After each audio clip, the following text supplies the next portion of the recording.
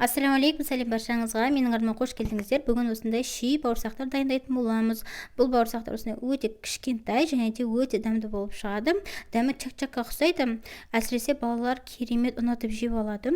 Міндетті түрде видеоның соңына дейін қараңыздар. Каналыма тіркелуді ұмытпаңыздар. Біздерге ол үшін жылы су қажет, бір кесе және қант, одан кейін тұз саламыз да, жақсылап араластырамыз. Одан кейін бір жұмыртқамызды саламыз да, жақсылап тағы да араластырып жібереміз. Шаншқымен немесе осындай венчикпен араластырсаңыздар болады. Одан кейін сұйық май құямыз, тағы да араластырып жібереміз.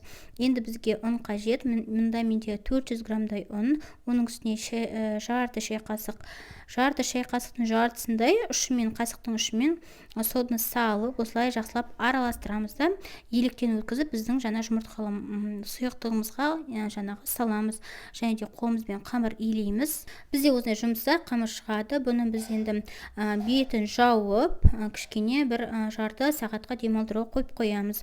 Жарты сағаттан кейін алып, осындай кішкене ұзынша бөліктерге бөліп аламыз. Видеодағыдай қылып, кішкене жабысып жатса, ұн сепсеңіздер болады.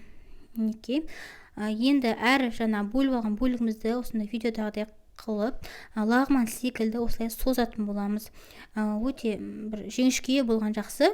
Қаламның жіңішкелігіндей жіңішке болса, осылай жасап аламыз. Одан кейін осындай кішкене бөліктерге пышақпен бөліп аламыз барлығын.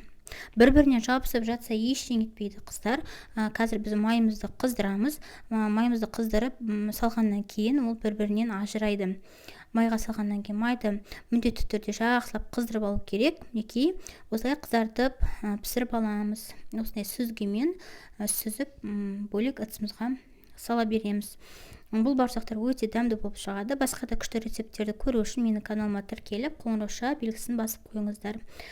Видео шыққан кезде бірінші болып көретін боласыздар. Осындай ши бауырсақтарымыз дайын. Міндетті түрде дайындап көріңіздер. Және де басқа да видеолардың қылмау үшін қоңырауша белгісін басып қойыңыздар.